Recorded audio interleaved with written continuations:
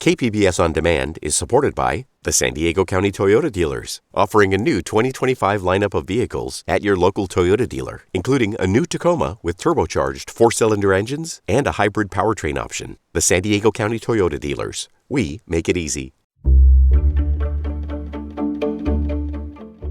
Good morning, I'm Debbie Cruz. It's Wednesday, September 13th. How we pay for electricity could change in the near future. More on that next, but first, let's do the headlines.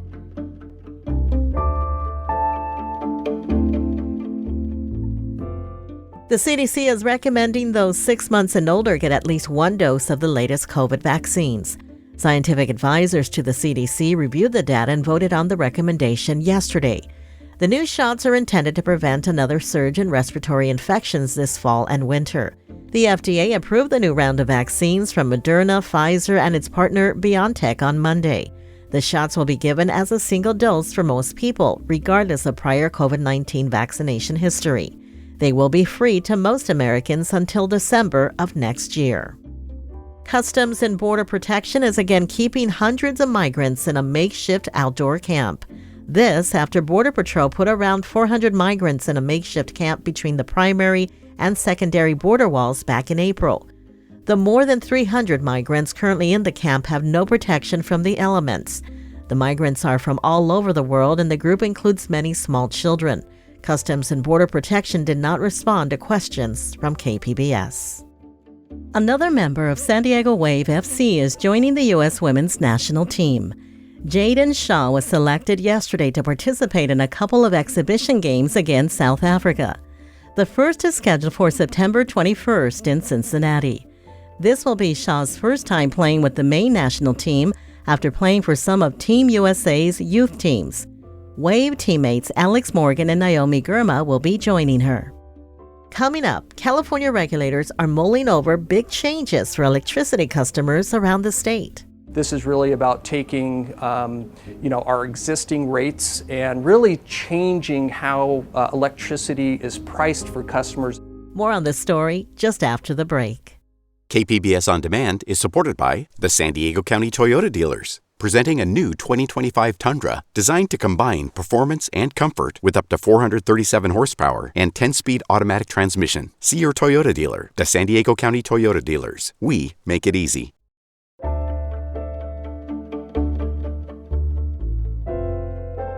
How California residents pay for electricity could change in 2026 as regulators consider an income-based flat fee system that is essentially a minimum bill.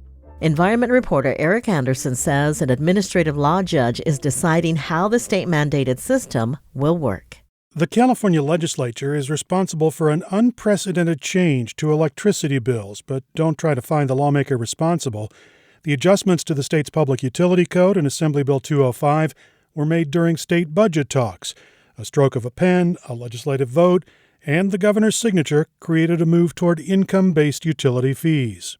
Ahmad Faruqi is an economist who works on rates. This was put in at the last minute. Nobody even knew it was happening. It was not debated on the floor of the assembly where it was supposedly passed. Of course, the governor signed it. We assume he knew what he was signing. And in particular, that it's a very small clause in a very long bill, which is mostly about other issues. But that small adjustment could have a massive impact on California's residents. Section 739.9 of the Utility Code calls on regulators to implement a monthly income-based flat fee for electricity customers. That fee cannot be avoided. The law says people who earn more money should pay more than people who earn less. But it doesn't spell out the specifics, leaving that to state regulators. Regulators call the change a mandate, but Faruqi isn't sold. They said the commission may consider or should consider. They didn't mandate it. It's worth rereading it. In fact, the legislative language says the commission may adopt income-based flat fees. It does not say the commission should. Nevertheless, the California Public Utilities Commission has already requested and received 9 proposals. They came from consumer groups, environmentalists, the solar industry, and utilities. San Diego Gas and Electric's Scott Kreider rolled out their plan this past spring. This is really about taking our existing rates and really changing how electricity is priced for customers, again, to make it simpler, to make it more predictable, and to really create that savings for lower income customers. SDG&E's unavoidable monthly fees range from $24 to $128, depending on income. The utility will also lower the per kilowatt cost of electricity, which the U.S. Energy Department says is currently the most expensive in the nation. It's roughly 47 cents. Moving away from fossil fuels and more electricity in the homes and our vehicles, we really need to modernize the pricing structure to make sure that we can address affordability for the state while helping to meet the state's very, very aggressive climate goals. Court filings show that SDG&E now suggests simplifying their plan. Customers who don't qualify for financial discounts would pay a roughly $73 a month fee. The utility would add the higher $128 a month fee for richer customers later. The California Public Utilities Commission has engaged an administrative law judge to sift through the proposals and adopt, revise, or blend them into a proposed decision. This is a really significant policy debate. Bernadette Del Chiaro represents the solar and storage industry. She wants an open and public process that involves the residents who are affected. Energy is one of these issues that just affects people's pocketbooks in a way that kind of cuts through politics and any other kind of thing that's happening in our regions around politics and policy. And I think it's really important that the commission gain public trust on this one. So far, it's looking like the sweeping changes will be made behind closed doors. The administrative law judge handling the case has already rejected requests for a public hearing and for additional evidence. That judge will issue a proposed decision in the spring, giving the public just over a month to comment before regulators vote on the plan ahead of a summer deadline. Eric Anderson, KPBS News. Tomorrow, in part 2 of this story, we take a closer look at the proposals that will be the basis for the new flat fees.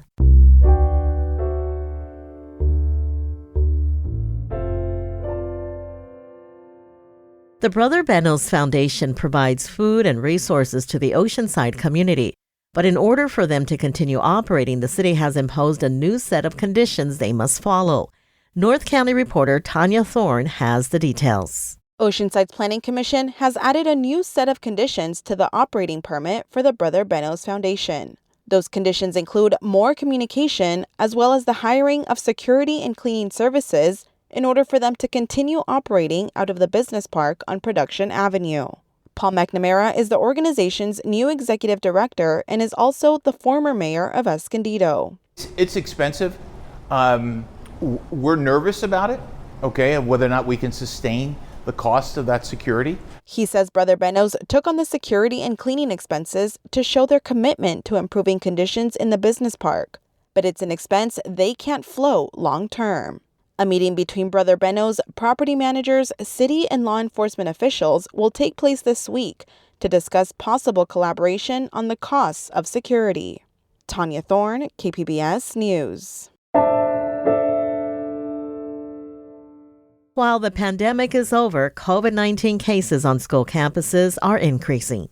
Here's education reporter MG Perez with more. Since year-round classes began in July, the Chula Vista Elementary School District has reported more than 900 COVID cases among students and staff. That's only half the number of cases for the same period last year. But the numbers are climbing more quickly, so the district has partnered with Campus Clinic to offer weekly no-cost testing at all 50 of its campuses. Thomas Schaefer is president of Campus Clinic. Detecting COVID early means that we can stop the transmission of the disease in school. Stopping the transmission means that we can increase instructional time here in school. We can protect the staff members and protect the families of the students and the students themselves. In San Diego Unified, 150 more positive COVID cases are reported in the first 3 weeks of school compared to the same time last year. Families continue to be provided home test kits, and the Board of Trustees is currently not planning to require masks. MG Perez, KPBS News. Coming up, tips on what you can do to make sure a story is credible. Check to see if the story is appearing in more than one outlet. You should be able to find, if it's a legitimate news story, it should be covered by a couple different news outlets. We'll have that just after the break.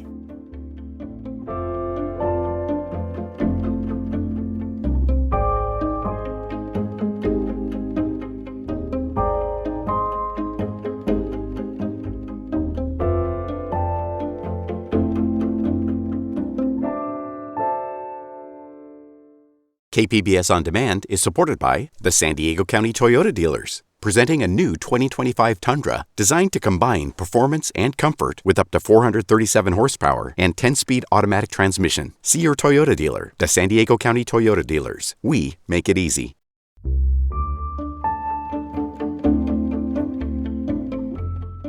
Misinformation and disinformation live on social media platforms. But when so many people rely on social media for news and few can tell the difference between credible information and fabricated information, it becomes a threat to our democracy. California legislators are trying to change that with a bill that was passed in the state Senate last week. It requires students in kindergarten through 12th grade to learn about media literacy in their core subjects. Carolyn Jones is an education reporter with Cal Matters. She spoke with my colleague, Jade Heinman. Why do you think media literacy is gaining the attention of legislators today? Well, fake news has been on the rise globally for years now. And with the rise of, basically everyone on the planet has a cell phone pretty much. And so everyone in their pocket has access to information 24 hours a day. And not all of it is trustworthy or credible. And there's a growing recognition that people really need to understand the difference, or there's just this corrosive effect on democracies globally. We hear the term fake news a lot. What exactly is that, and where does it come from?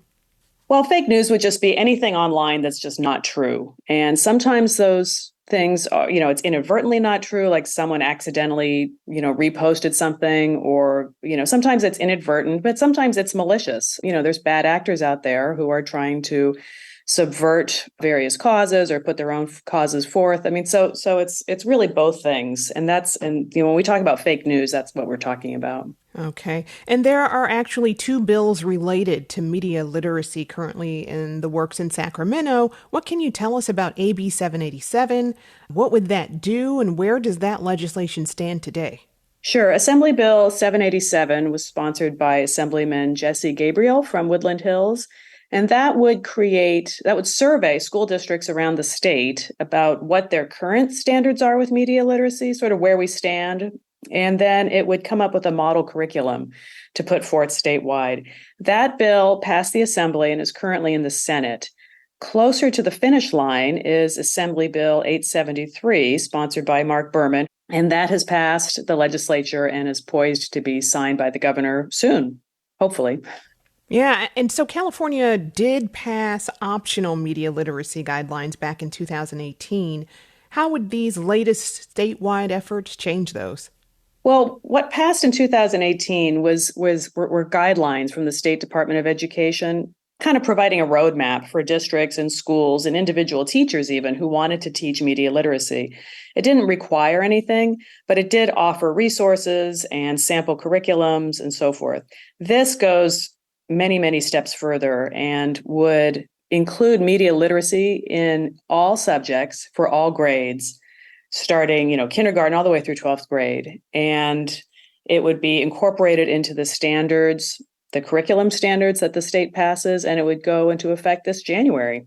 And all of those things you just mentioned, how do you see those being a threat to democracy?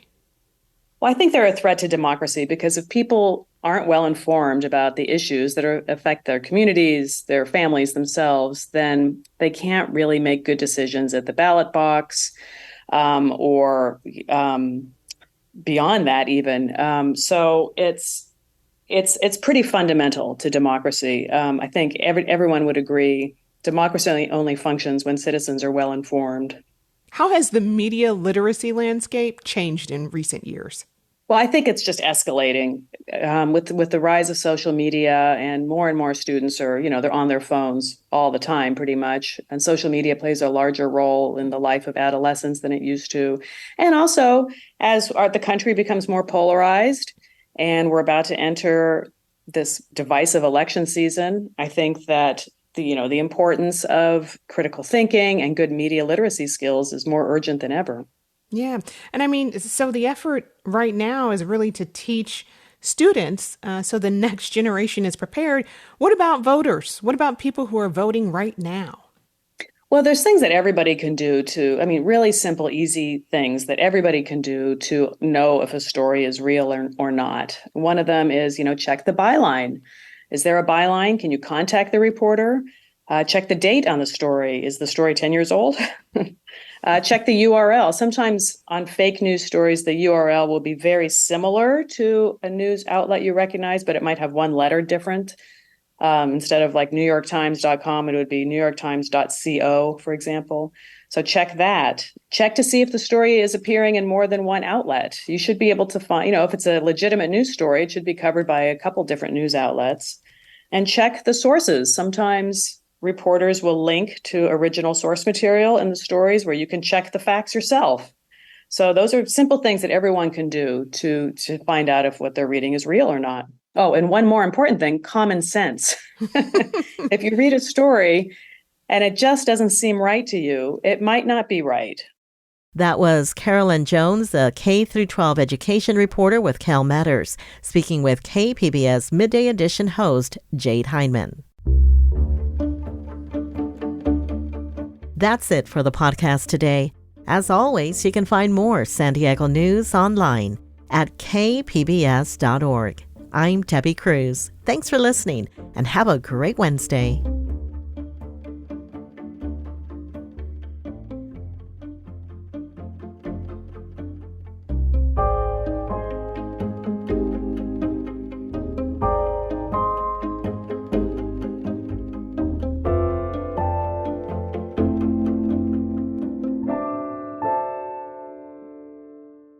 KPBS On Demand is supported by the San Diego County Toyota dealers, presenting the new 2025 Camry with refined design and performance. Visit your local Toyota dealer to learn more about all the features the new 2025 Camry offers. The San Diego County Toyota dealers. We make it easy.